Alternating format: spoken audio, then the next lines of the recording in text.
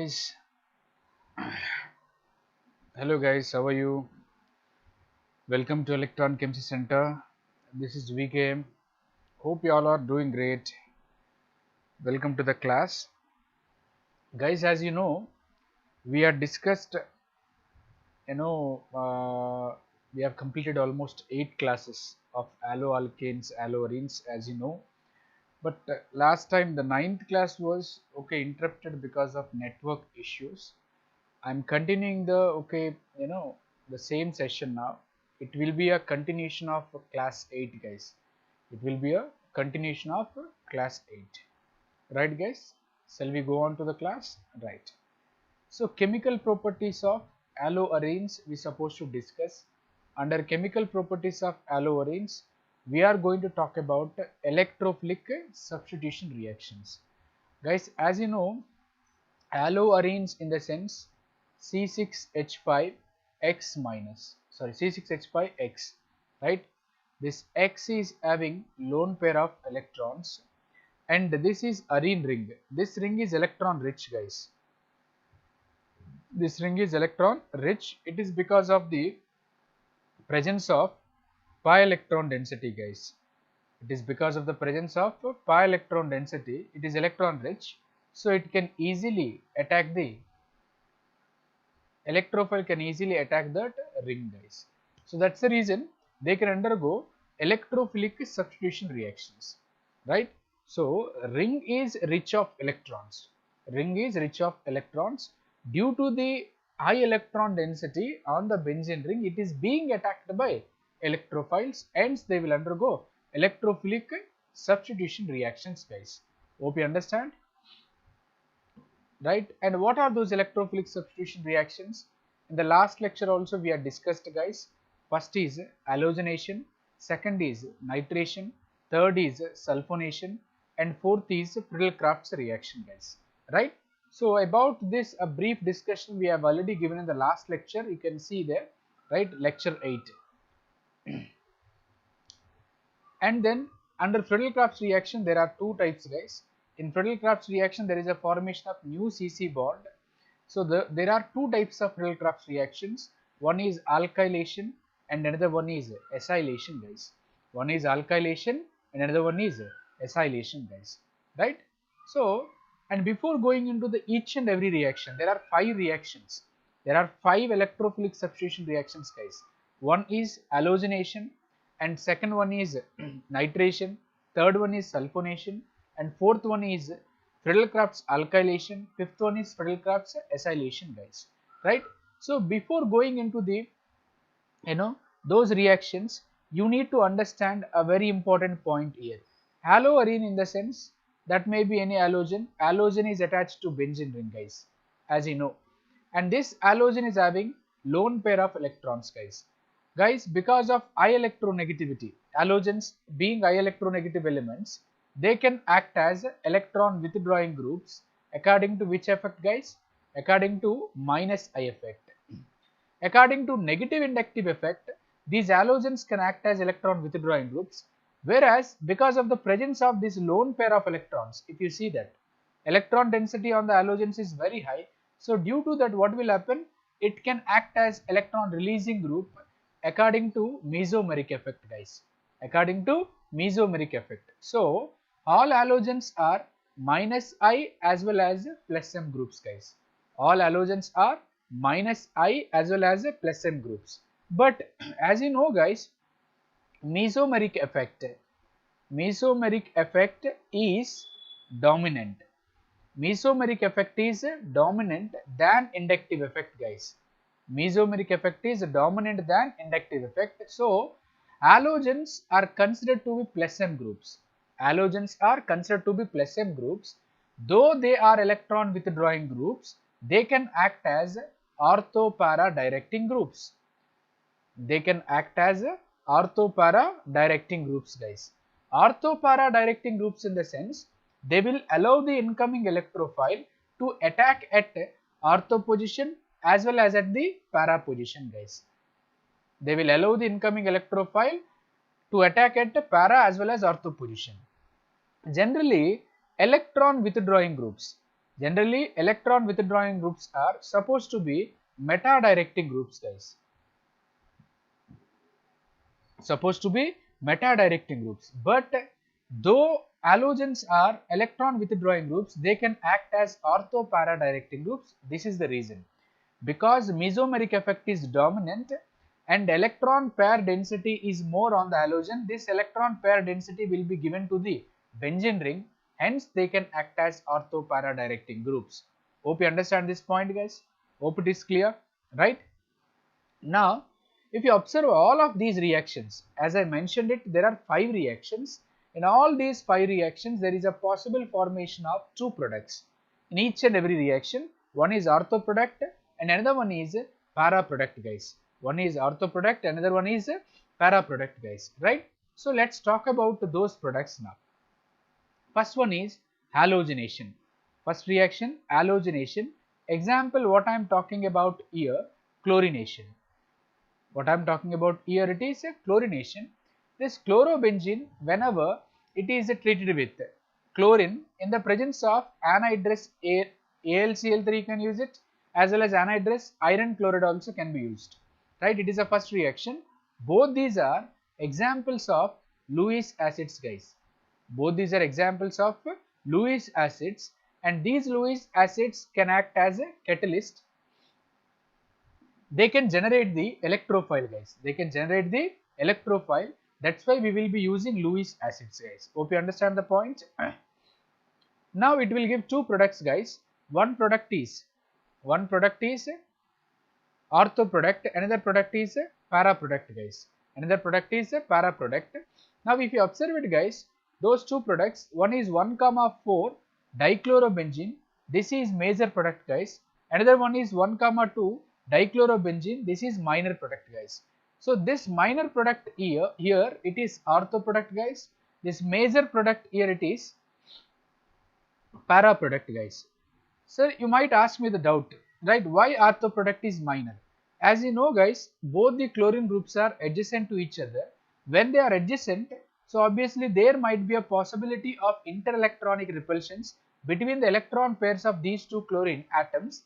Because of these interelectronic repulsions, then what will happen? Product becomes unstable. Product becomes unstable. As you know, guys, unstable products, okay, always formed in less amounts or less yields, right? Stable products only can be formed in high amounts or high yields, guys. So that's the reason. So para product is major because these 2 chlorines are not adjacent, they are far away from each other, guys. Hope you understand the point. Now if you see that second one is nitration, guys. Of course, by the removal of HCl, guys, HCl can be removed. Why? Because here one H can be removed and that H combined with one Cl and it forms HCl.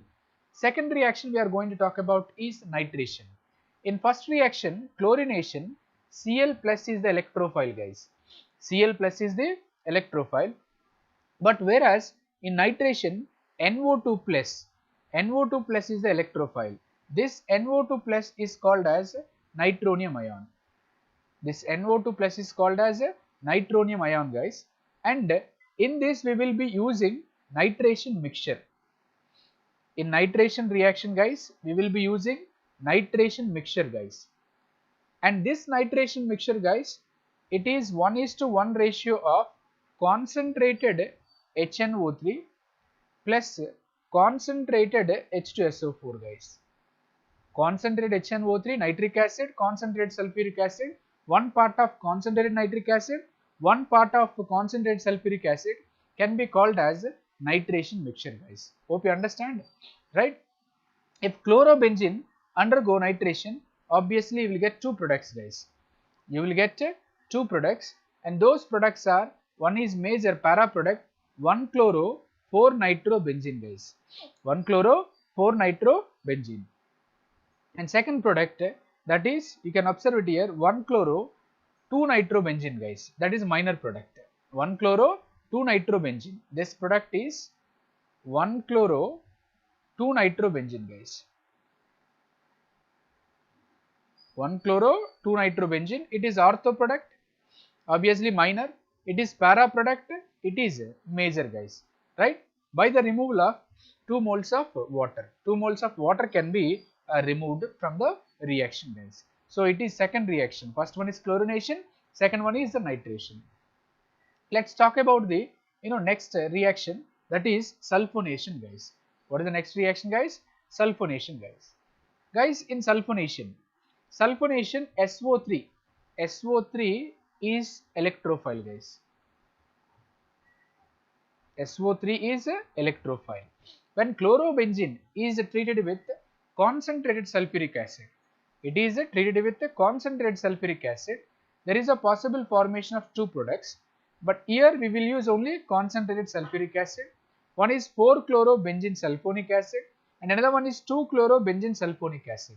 As you know, guys, para is major and ortho is minor product, guys, right? So in sulfonation, two products are possible and water molecule will be removed from this reaction. Now we will be talking about fourth and fifth reaction. Fourth reaction is Friedel-Crafts alkylation. Fifth reaction is Friedel-Crafts acylation. Friedel-Crafts acylation, guys. So Friedel-Crafts alkylation is nothing but when chlorobenzene is treated with alkyl halide, guys. Alkyl halide means Rx, where R is CH3, X is chlorine, guys. In the presence of anhydrous AlCl3. In the presence of anhydrous AlCl3, it will give two products. One product is 1-chloro-4-methyl-benzene. 1-chloro-4-methyl-benzene, guys. That is nothing but major. Major product. Why it is major product? In the sense it is para substituted product, guys. That is para substituted product, right? And second product, ortho substituted product. If you observe it, this is 1-chloro-2-methyl-benzene, guys. This is 1-chloro-2-methyl-benzene. And it is 1-chloro-4-methyl-benzene, right? So in another way, it is nothing but toluene only, and it is also toluene, but the chlorine is there. So 1-chloro and it is 1-chloro-2-methyl-benzene, you can say it, right? And it is 1-chloro-4-methyl-benzene, you can say. Para product is major and ortho product is minor. This is ortho product, guys. Here electrophile, CH3 plus is the electrophile, guys. Simply if you observe in most all of these reactions, replacement of H plus ion of this chlorobenzene by the help of CH3 plus. Here H will be there, no? This H can be removed by the help of CH3, right? So methyl or alkyl group is an example of electrophile, guys. And here if you talk about fifth reaction, what is that, guys? Acylation. Guys, acyl group is nothing but RCO group, guys. RCO group is nothing but acyl. So instead of R, what we have taken? CH3 and it is CO. It is nothing but acid chloride, guys. It is nothing but acid chloride and also said to be acyl chloride. Acyl chloride is the IUPAC name, right? And acetyl chloride also you can say. CH3COCl is an example of acetyl chloride. Acid chloride is the class, right? Now here what is the electrophile? In acylation, the electrophile is CH3, C double bond O. Here carbon gets a positive charge, guys. Okay, this bond will not be there, carbon get a positive charge. This acyl group is acting as electrophile.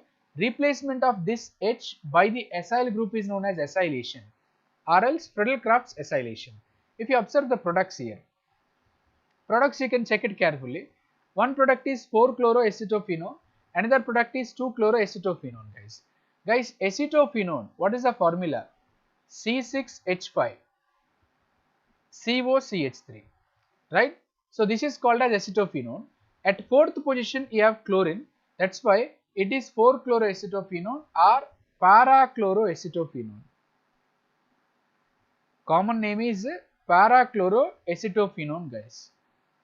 It is 2-chloroacetophenone. This I can give it as orthochloroacetophenone.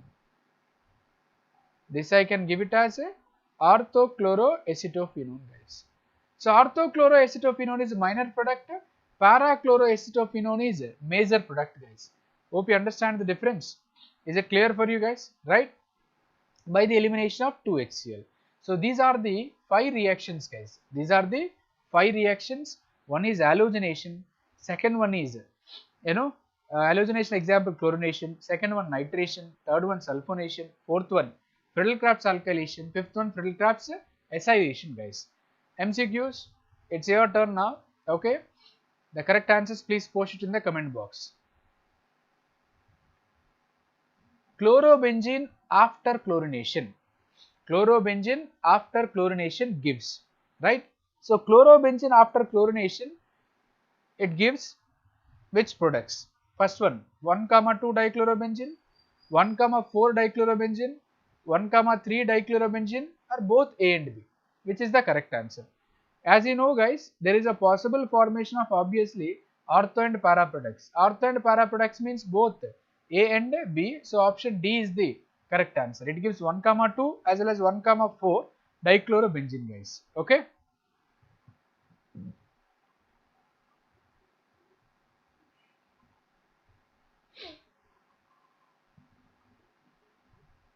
Next one. Introduction of alkyl group to benzene is known as Friedel-Crafts acylation, Friedel-Crafts dealkylation, Friedel-Crafts alkylation are both A and B.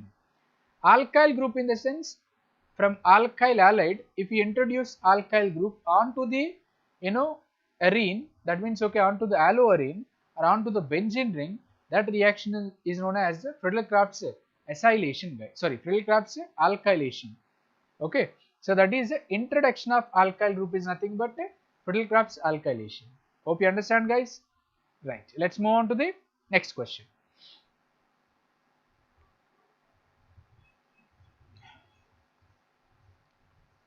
All these questions are based on electrophilic substitution reactions only, guys, right? So chlorobenzene,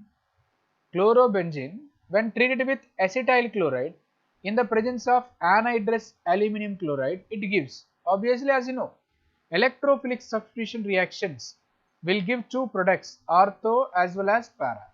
Ortho product is 2-chloroacetophenone, para product is 4-chloroacetophenone. So both A and B are correct answers, guys. Hope you understand.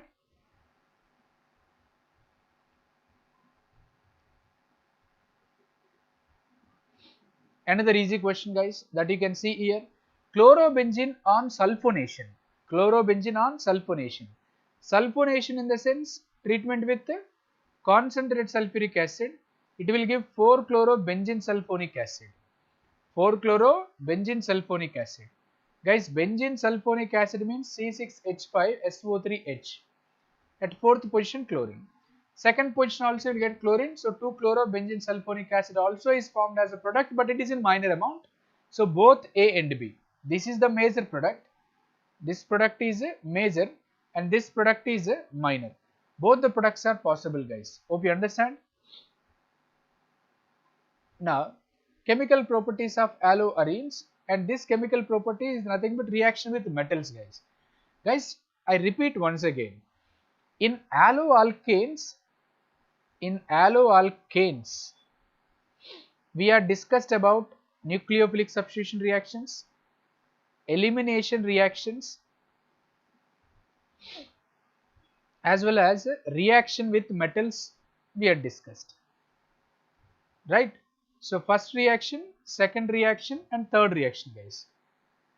Now when it comes to alloarenes also, guys, similar reactions guys. SN reaction with metals, but instead of elimination, what we have discussed, electrophilic substitution, that is SCAR. Electrophilic substitution reactions we have discussed, right? So for alloarenes, substitution, nucleophilic substitution reactions we have discussed, aromatic electrophilic substitution reactions we have discussed. Now we will be talking about third reaction, that is reaction with metals. Hope you understand, guys. Under reaction with metals, we will be talking about two reactions. One reaction is Wurtz fitting. It's not fitting. Okay, fitting is different. Okay, fitting is the name of the scientist, guys. Okay, it's not fitting. That's a printing mistake. There are two reactions. One is the Wurtz fitting reaction. Second one is a fitting reaction. Let's talk about the Wurtz fitting reaction, guys. Wurtz fitting reaction in the sense, you will take 1 mole of aryl halide, 1 mole of aryl halide another mole of alkyl halide reacting with the sodium metal in the presence of dry ether, what will happen guys? NaX will be removed. See how it is rolling, it's like rolling like snake, right? So NaX will be removed out. If you remove NaX, what will get? R will be attacked over here. R will be attacked over here. So it is alkyl benzene. What will you get it guys? Alkyl benzene. For suppose if that R is CH3, I am writing an example here, C6H5 Cl plus 2Na plus I am taking Rx, no? So ClR, then what will happen? NaCl will be removed. Sorry, instead of R I am writing CH3. Then what will you get it guys? C6H5. C6H5 CH3 will get it. This is called as a toluene. This is called as a toluene guys. C6H5 CH3 is nothing but toluene guys. Hope you understand the point. Is it clear for you? Right? Similarly, another reaction, that is Fittig reaction. It's not fitting. Okay, it's Fittig. Fitting means it's different. Okay. 2 moles of aryl halides. What is Fittig reaction guys? 2 moles of aryl halides. These 2 moles of aryl halides treated with sodium metal in the presence of dry ether, it will give diphenyl or biphenyl. Diphenyl or biphenyl. It's a very important reaction guys for 1 mark questions in the board examination guys. Right? I'll be taking an example. 2 moles of aryl halide. 1 mole of Cl. Sorry, one chlorobenzene I have taken. This is 1 mole of aryl halide. Another mole of aryl halide I am taking. What will happen guys? 2 NaCl will be removed in the presence of dry ether and you will get this product. Yes or no? Formation of biphenyl with 2 moles of aryl halide react with sodium metal in the presence of dry ether is known as a Fittig reaction. Guys. Hope you understand the point. So far, if you observe it carefully guys, so there are 3 reactions, 3 organic named reactions we have discussed so far, right? One reaction is Wurtz reaction. One reaction is Wurtz reaction. Wurtz reaction, if you see guys, 2 moles of alkyl halides we will take it. Wurtz reaction means we will take 2 moles of alkyl halide. Rx plus Na, 2 moles of sodium metal, and Rx in the presence of dry ether. 2 moles of NaX can be removed. 2 moles of NaX can be removed. That RR is nothing but alkane. RR is nothing but alkane. Right? Next, if I take second reaction, that is Fittig reaction. In Fittig reaction, 2 moles of aryl halides should be taken. 2 moles of aryl halide should be taken. So I am writing it as ARX plus 2 moles of sodium plus XAR in the presence of dry ether. NaX will be removed. Then what it will give guys? AR it will give. Plus 2 moles of sodium halide. This is di or biphenyl. Hope you understand the point guys. Is it clear for you? Right? So next what we have? Wurtz Fittig. In another way, it is a combination of those 2 reactions guys. Wurtz Fittig is combination. Here what will happen? 1 mole of alkyl halide plus 1 mole of aryl halide. Mixing, no? Here we will take 1 mole of, okay, here 2 moles of aryl halide in Fittig.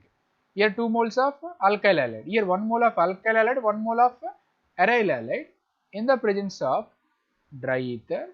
Same, 2 NaX will be removed. Aryl in the sense phenyl, and then you will get R here. Substituted one. Substituted benzene, like toluene, now we got it. Okay. Hope you understand the reactions, guys. Is it clear for you? One is Wurtz, second is Pittig, third is Wurtz-Pittig reaction, guys. Third is Wurtz-Pittig reaction. Okay.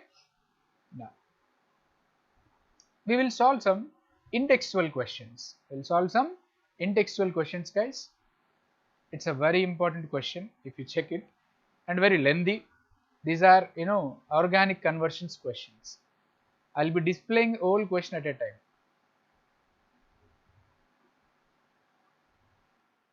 I'll be displaying whole question at a time, guys. Check it there, right? Identify A, B, C, D, E, R and R prime. Actually, it is R prime, not R1. It is R prime in the following reaction. So what do you need to identify, guys? If you check it, A you have to identify, B you have to identify, C you need to identify, right? And as well as the D also you have to identify, right? So the product, okay, D you have to identify that, okay, yeah, they have not mentioned it here, right? And then E also you have to identify. I think so further reaction will be there. Yeah, sorry, I did not notice it. Okay, now it's correct.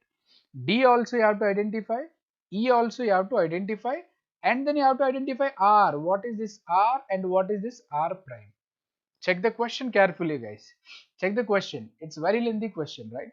Right, one by one we will try to solve here, one by one. Okay, first one, cyclohexyl bromide. Cyclohexyl bromide plus Mg in the presence of dry ether. In the presence of dry ether, what will you get it, guys? Cyclohexyl magnesium bromide, Grignard reagent. Yes or no? This is A. Hope you understand, right? So as you know, Grignard reagent is RMgBr. Here R is cycloalkyl group. This will get plus, this will get minus. Now it is undergoing hydrolysis. It is undergoing hydrolysis, means H plus and OH minus. Can I write it like that? You are breaking this bond with the help of water. If you are breaking in the sense, H plus will be migrated to the plus, sorry, minus, and then it will give cyclohexane, guys. OH minus will be migrated over there, plus byproduct is MgOHBr. So this is B, guys. Hope you understand. I am representing here. It is A, cyclohexyl, okay, MgBr. Cyclohexyl MgBr is A, cyclohexane is B. Hope it is clear or not. Check it. Right now, RBr plus Mg dry in the presence of dry ether. Obviously, C will be RMgBr. It is treating with D2O. D2O is nothing but heavy water. D2O is nothing but heavy water. Hope you understand, guys. Water with deuterons. Water with deuterons is called heavy water. If it is, if you observe it, Grignard reagent is treated with water, that reaction is called as hydrolysis. That reaction is called hydrolysis. With D2O, it is called as deuterolysis. What it is called as, guys? Deuterolysis. Hope you understand the point. How this heavy water can be dissociated? D plus OD minus. But they gave a product with substituted with deuteron, but they gave alkyl group. What does it mean? Indirectly they gave the R. Yes or no? Indirectly they gave the R. I am erasing this part, right? Let's try to identify the product C. Okay, try to identify the product C. So if you observe it, what we got the product here? CH3, CH, CH3. What does it mean? This C will be definitely CH3, CH, CH3, MgBr. This part is nothing but R. This part is R. Hope you understand. So this it is the C, MgBr, no, that is what we got, MgBr. Break this bond. In the next step, deuterolysis. If you do it, break this bond. If you break it, what will you get it here? Here plus, here minus. So to this minus, D plus will attack. That is what we got the product here. Understood the point, guys? Is it clear for you? Okay. Now another one. A, B, C we have identified. R also we have identified. Okay. Now let's move on to that identification of D and E. They gave R prime X. R prime X treated with Mg, giving you D. That D will be obviously, you know, R prime Mgx. Upon hydrolysis, you will get R prime H plus MgOHx. This is E. R prime H is E, this product. But you have to identify that R prime. But they gave very simple hint here. R prime X is treated with sodium metal in the presence of dry ether. Guys, whenever if you see alkyl halides are reacting with sodium metal in the presence of dry ether, in the sense, obviously the reaction is Wurtz reaction. Very familiar reaction to you? Yes or no? That is Wurtz reaction. Now, Wurtz reaction is giving symmetrical alkane. Wurtz reaction is giving symmetrical alkane. And simply you have to break that bond. Yes or no? There itself, okay, here if you add one X, here if you add X, that X only will be removed in the form of NaX. That means R prime. What is this R prime? Observe it carefully. R prime is CH3, C, CH3, CH3, and it is connected with X. Understood the point, guys? Okay, this is R prime X. It is treated with magnesium, guys. It is treated with magnesium. Then you will get CH3, C, CH3, CH3, MgX. This is D. That is what we got it here. Upon hydrolysis, what will you get it? R prime H, no? Right? R prime H in the sense, simply you will get H here. That's all. Right? This product is E. Hope you understand. It's very simple. It's very clear also. Right? So these type of conversion questions, you should be familiar with it in organic chemistry. Right? If you are familiar with these questions, you should be able to solve any organic conversions. Those are also called roadmap questions, like A to B, B to C, C to D, D to A, such type of questions they will ask. Hope you understand the point, guys. Right?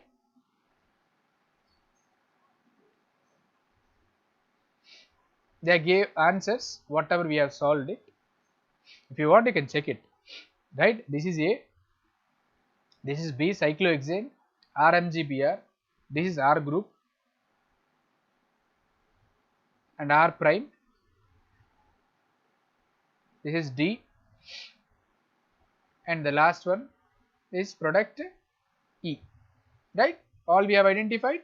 Hope you understood, guys. Right. It's your turn, guys. It's your turn.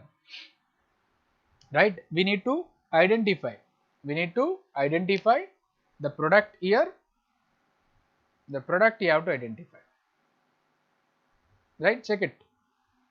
Aryl halide react with alkyl halide and undergo coupling reaction. Means 1 mole of aryl halide, 1 mole of alkyl halide. Right? Treated with sodium metal in the presence of dry ether. Obviously, what it will give? Right? What it forms, guys? It forms alkyl benzene. What it forms, guys? Alkyl benzene. Benzene ring is attached to R. Hope you understand. Right.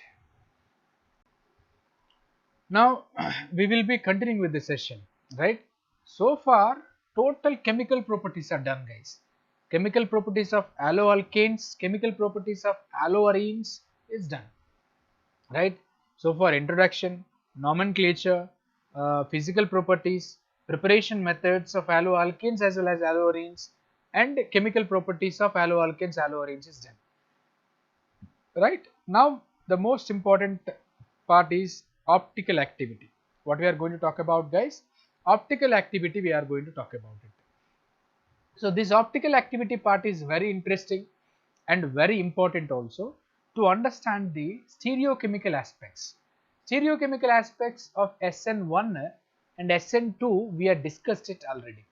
Under SN1 and SN2 I have told you very clearly that like SN1 gives racemic mixture, SN2 gives inversion products. Here you will understand those terms. Here you will understand those terms, right? So first of all, there are different types of lights, guys. There are different types of lights. We need to understand that and some terms, right? Under optical activity. If you want to understand optical activity, you need to understand few terms. What is ordinary light?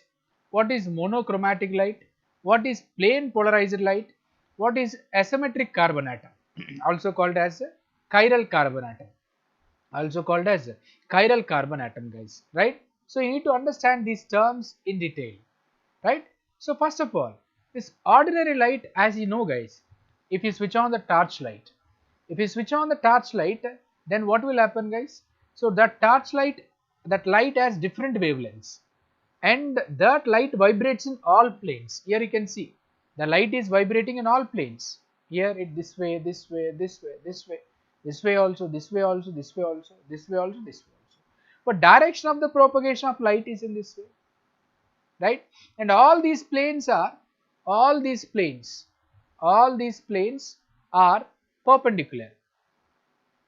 All these planes are perpendicular to the direction of the propagation of light. The light which has different wavelengths, and vibrates in all planes. In all planes if it vibrates and perpendicular to the direction of the propagation of light, that light is called as ordinary light. That light is called as ordinary light, guys. Hope you understand. Now second one, monochromatic light. What is that, guys? Monochromatic light. Guys, monochromatic light, mono name indicates very clearly, mono means single. Mono means single. Chromatic, a color corresponds to obviously wavelength. Have you ever observed? Nowadays we got LED lights, of course, even in street lights also, street lamps also we are using LEDs. But just few years back if you observe it, there is yellow colored lamps. Yellow colored lamps which you can see it in the street. And those yellow colored lamps are called as, guys, sodium lamps. And those sodium lamps will have a single wavelength. That's why because of the single wavelength, they exhibit only yellow color. They exhibit only yellow color. A light of single wavelength. Wavelength is one only, but vibrating in all planes. Vibrating in all planes perpendicular to the direction of the propagation of light is called single or monochromatic light. Earlier ordinary light has different wavelengths. Observe the difference here. Ordinary light and monochromatic light difference, if you observe it, ordinary light has different wavelengths. Monochromatic light has a single wavelength. This is the difference, but rest of the points are same. Vibrating in all planes perpendicular to the direction of propagation of the light, guys. Hope you understand. Now, the most important thing what we have is plane polarized light. Simply we can say PPL. What we can say, guys? PPL. So what is this plane polarized light, guys? What is that plane polarized light? As you know, when this monochromatic light in the sense which is having a single wavelength, vibrates in all planes perpendicular to the direction of the propagation of light, and that monochromatic light is allowed to pass through Nicol prism. It's not Nicol's, Nicol prism. Nicol prism is nothing but which is made up of CaCO3, that is calcite crystal, which is made up of calcite crystal. We are passing this monochromatic light through a Nicol prism, right? Now if you pass it, the transmitted light contains vibration only in one plane. It may be any plane, right? Such a light is called as plane polarized light. So how do you get the plane polarized light? Plane polarized light can be formed when you pass the monochromatic light. When you pass the monochromatic light, and this monochromatic light, when you pass it through the Nicol prism, that Nicol prism acts as a polarizing filter or polarizing chamber, and that polarizing chamber converts the monochromatic light to another light which vibrates only in one direction, and one plane. That light is called as plane polarized light. Plane polarized light means that light which vibrates only in one plane, guys, which is formed by monochromatic light when it is passed through the Nicol prism. Hope you understand, guys. Is it clear? So these are the terms. Now the fourth term, next one, if you observe it, asymmetric carbon atom. What is that, guys? Asymmetric carbon atom or chiral carbon atom. Very important concept. What is a chiral carbon atom? Guys, chiral carbon atom is nothing but a carbon which is attached to four different groups. Carbon which is attached to four different groups, guys. If carbon is attached to four different groups, this is another group, right? If you observe it, and it is another group, C, right? And similarly, I can take one more, it is another group, right? A, B, C, D. If you observe it there, right? There are four different groups. Now carbon is attaching to the four different groups. If it is attached to the four different groups, then that carbon is called as chiral carbon. That carbon is called as a chiral carbon.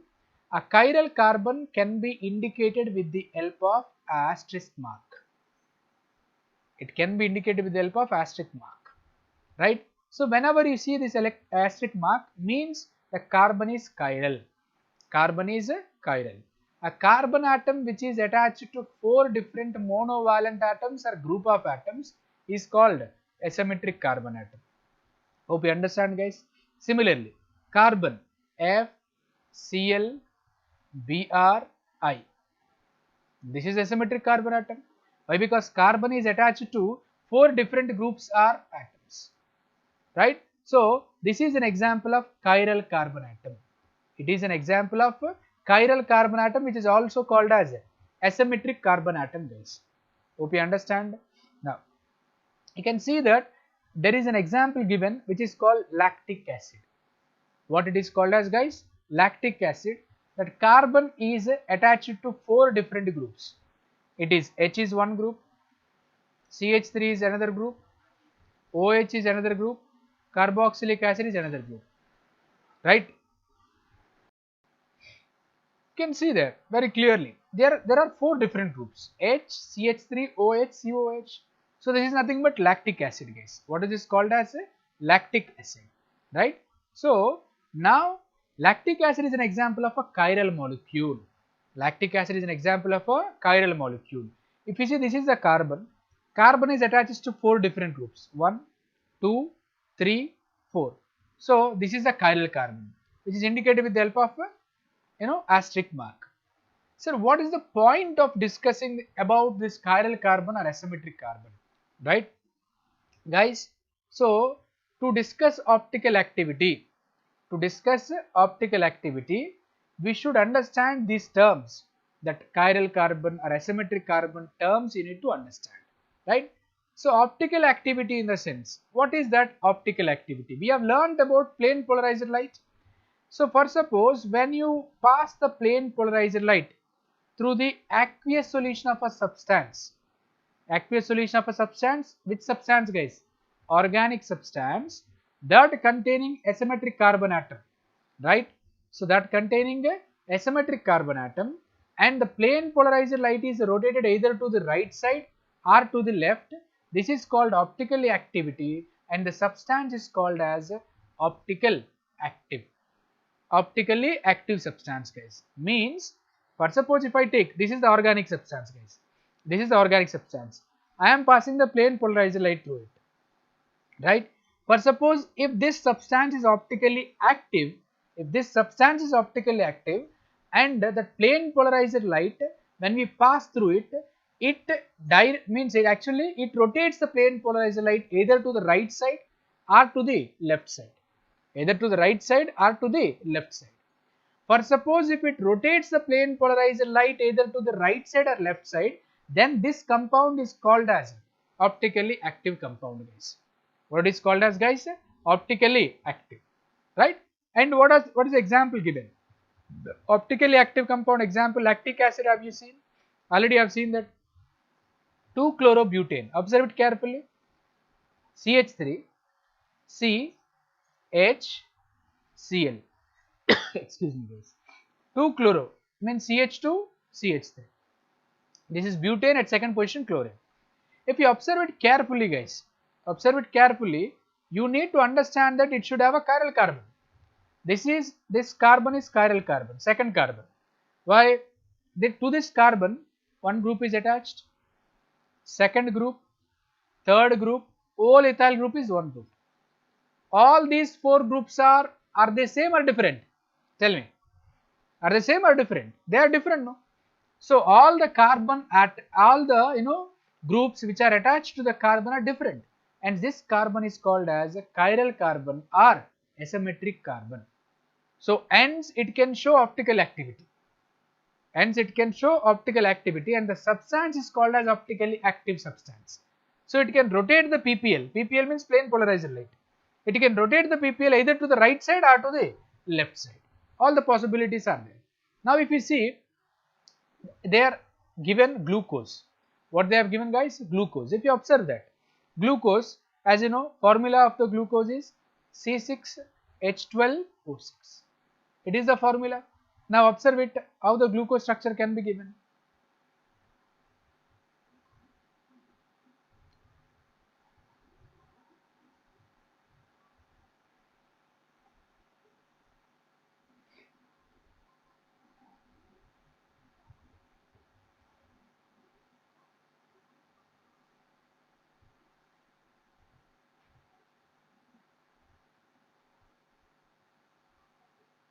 This is glucose structure. There are 6 carbons. 1, 2, 3, 4, 5, 6. Label it. 1, 2, 3, 4, 5, 6. Now you have to check it carefully, right? What about the chiral centers? See, this is a chiral center, guys. Chiral center, right? That is a chiral center. Why? Because it is a chiral carbon in another way. Why? One group is this one, second group and third group, and all this group is considered as fourth group. So 4 different groups are there. So it is a chiral center. It is also chiral center. It is also chiral center. It is also chiral center. So how many chiral centers are there, guys? 4 chiral centers are there. 4 chiral centers. Guys, chiral centers are also called as stereogenic centers. Chiral centers are also called as stereogenic centers. If that center is carbon, then it is said to be chiral carbon or asymmetric carbon. Chiral carbon or asymmetric carbon. Hope you understand the point. Chiral center is also called as a stereogenic center. Chiral center is also called as a stereogenic center, guys. So glucose also exhibit optical activity, right? So if any compound, if it rotates the PPL towards either right side or left side, that compound is called as optically active compound. To rotate the PPL either to the right or left, it must have chiral carbon or a chiral center or a stereogenic center or asymmetric carbon. Then only it can rotate, right? So if any substance is showing the optical activity means, that substance can exhibit optical isomerism. That substance can exhibit optical isomerism, guys, right? So now if you observe it here very clearly, now we are passing this light. This is the passing of the light, right? So passing of the light, you can see it in the old diagram. The old diagram is not given, right? I'll be displaying it clearly. So this light is passing, right, through a filter or through a polarimeter, an apparatus, of course. And if you observe it, that it can rotate in any one direction, right? And then optically active organic compound which can rotate the plane polarizer light either to the right side or to the left side, guys. If it rotates the PPL to the right side, then that compound is called as dextrorotatory compound. That compound is called as a dextrorotatory compound. It is denoted by Dr plus sign. You can indicate it as a Dr plus like this. Dr plus sign, guys. Okay. Example, if you see D-lactic acid. Example, if you see D-lactic acid. Lactic acid means CH3CH, OH, COOH, that you know, right? So, and D-lactic acid means it is rotating the plane polarizer light towards the right side, clockwise direction. Hence, it is said to be D. D stands for dextro. Small letter D, guys, not capital letter D. Capital letter D is different from the small letter D here in optical isomerism. Okay, or in stereochemistry, it is different. Now, another way, what is that? The optically active compound which can rotate the PPL towards the left side in the sense anti-clockwise direction, guys. Then it is known as levorotatory. What it is called as a levorotatory, it is denoted by the symbol L or negative sign. Same lactic acid, it is in the two forms. One is D-lactic acid and another one is L-lactic acid. If you observe it there, compare it, carefully compare it.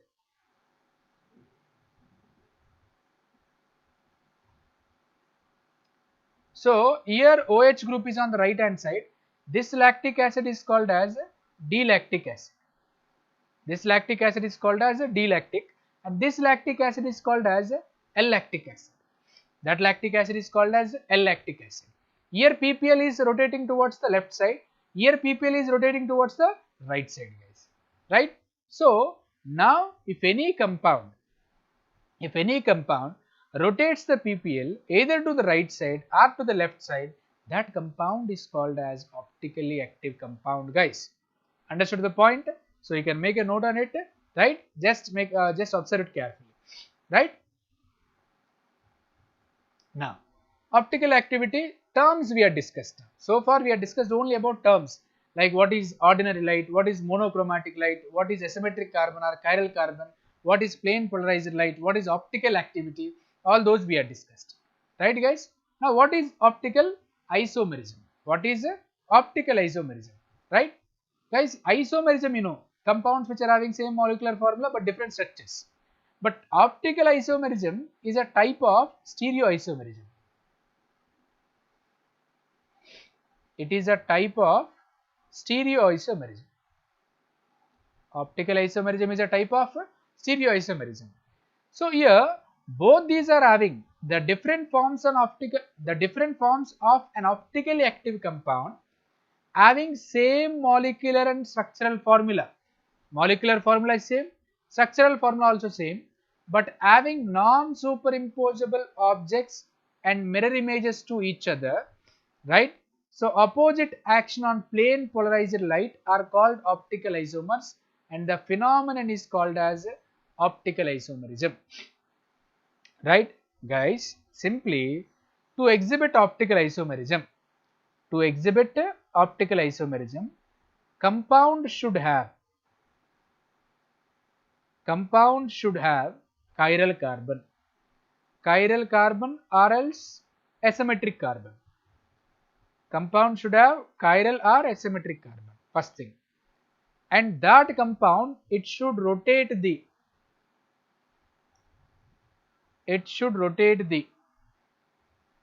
PPL either to right or left side. If it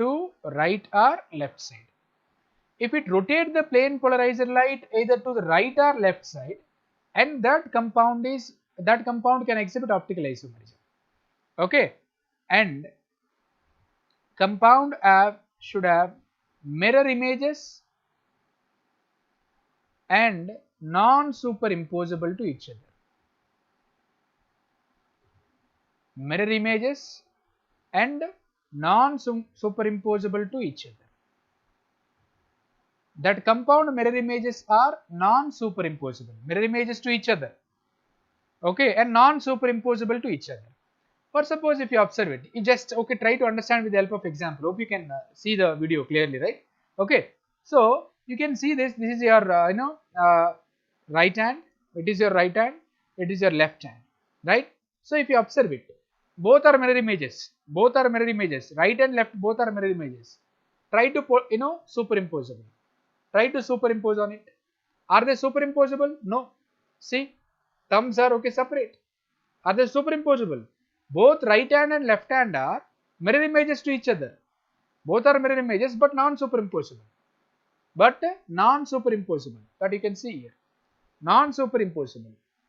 Both are mirror images and non-superimposable. Such type of compounds can exhibit optical isomerism. Such type of compound can exhibit optical isomerism.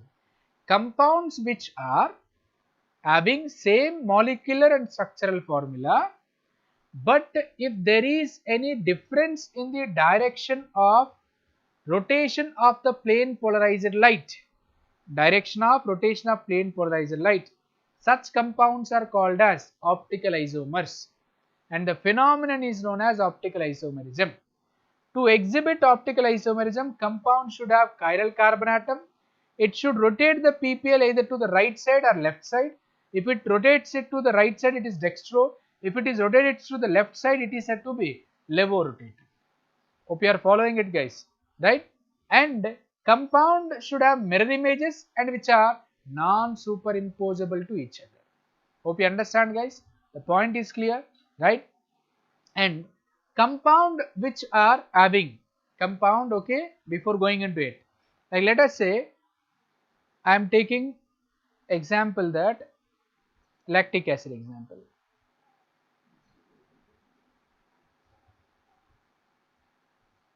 Mirror image, if I ask you to write it,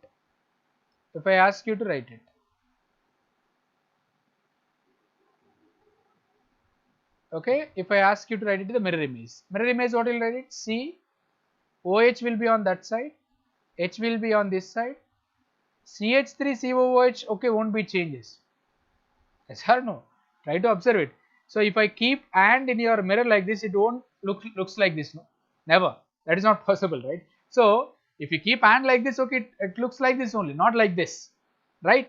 So similarly here also if you observe it, so now this is a chiral carbon, right? These are mirror images. Now simply what you will do, you just okay pluck out that structure, and take out the structure and try to paste on it. Are they superimposable? Check it.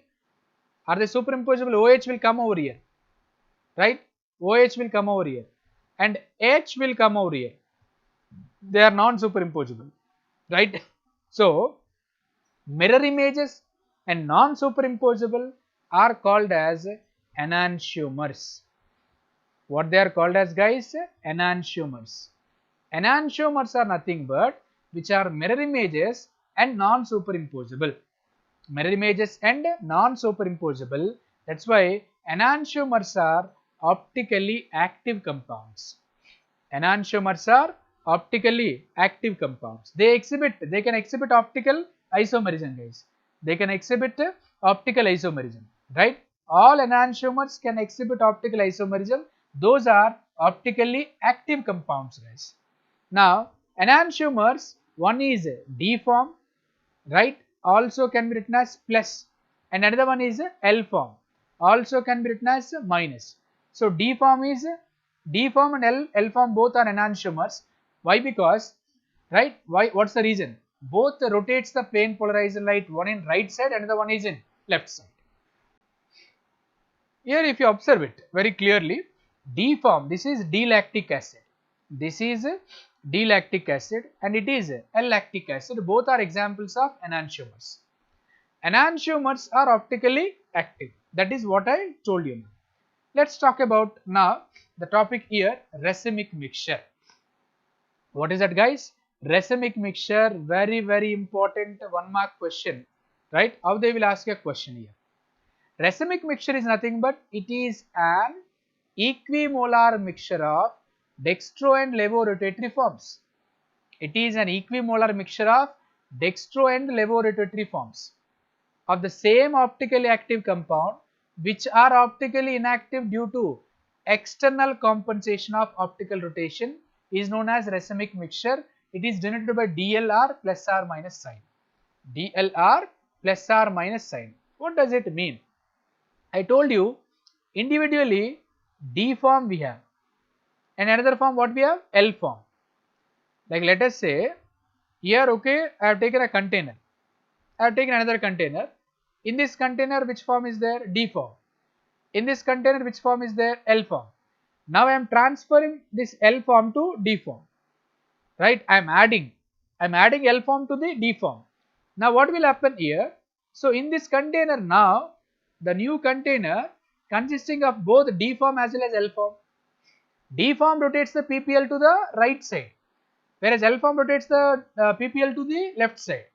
So in such cases what will happen guys? Both the optical rotations gets cancelled.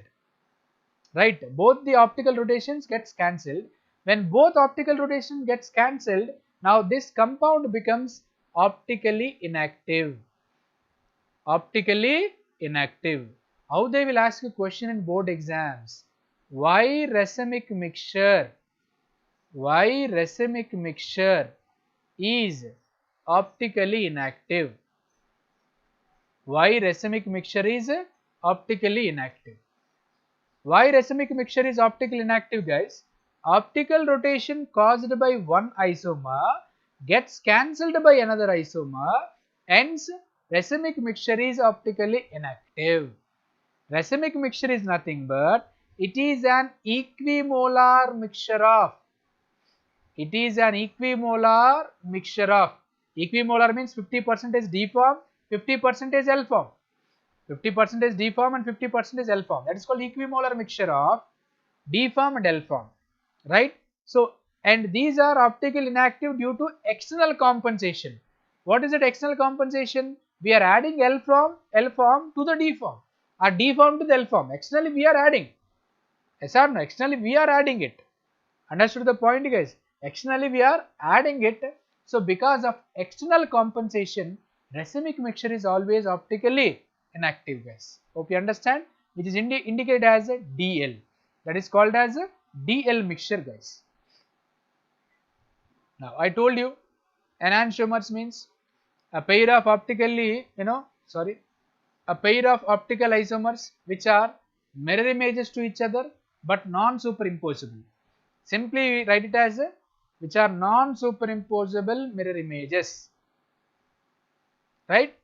Now one is rotating plane polarized light to the right side, another one rotates the PPL to the left side, but both are having same magnitude. Numerical value of optical rotation is same. Numerical value of optical rotation is same. For suppose D form is rotating to 92.5 degree. Rotation can be measured in 5 degree. L form is rotating it to minus 92.5 degree. Both are having same numerical value. Understood the point guys? There are different names that you can see. Observe it guys, all enantiomers have same physical and chemical properties. Only they will show the difference in rotation of optical rotation of plane polarized light. That's all. Physical and chemical properties are same. Understood the point guys? So first of all, stereochemistry, when we talk about it, stereochemistry, first it was actually initiated by experiments on stereochemistry or studies of stereochemistry was initiated by Van 't Hoff. Of course, he was the first scientist got Nobel Prize in chemistry, and Lebel. These guys have started, right? These guys have started actually about the studies about stereochemistry. It states that 4 valencies of carbon do not lie in one plane. Of course, you can see all the planes are different. It forms a regular tetrahedron. Tetra means 4, hedron means corners. 4 corners, 4 atoms are there. That you can see, right? Hope you understand the point guys. Is it clear for you? Right? We will solve some question. It is a simple basic. Still, in-depth discussion is there. Don't worry. Right? So far, whatever the concepts we have discussed, based on those concepts, we will be solving the questions. Your MCQs are waiting for you guys. light of single wavelength vibrating in all planes perpendicular to the direction of propagation. Light of single wavelength. Single wavelength means immediately what do you need to say? Obviously monochromatic light. Understood? Right. Second question is waiting for you guys. You have to solve it easily. Right? It's very easy question. We have discussed in detail also. Which of the following is an optically active substance? For optical activity, chiral carbon should be there. It should rotate the PPL either to the right or left side, right? So there is another condition also that I haven't discussed so far about symmetry. That will be discussed later. So lactic acid, 2-chlorobutane, glucose, all of these are examples of optically active substances only, right?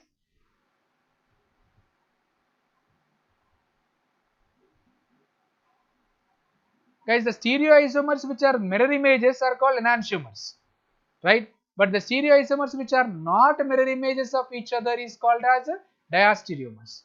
Those are called as diastereomers, guys, right? Now, this is the whole lecture, guys. Hope you understand, right? So far, we have discussed about optical activity only. Optical activity part is done. Chemical properties and physical properties of haloalkanes, haloarenes is done. Still, in the next lecture, we will be talking about RS nomenclature. That is nothing but absolute configuration, guys. Absolute configuration, we will be talking about it in the next class, guys. Hope you understand the point. Hope you liked the video. Guys, if you haven't subscribed to my channel, please subscribe to my channel for more and more chemistry videos, right? So click on the like button if you like the video. If you have any doubts, post it in the comment box. We'll be keep on posting all the videos, right? Until then, we'll be signing off. Take care. Thank you very much, guys. Right? Thank you very much, guys.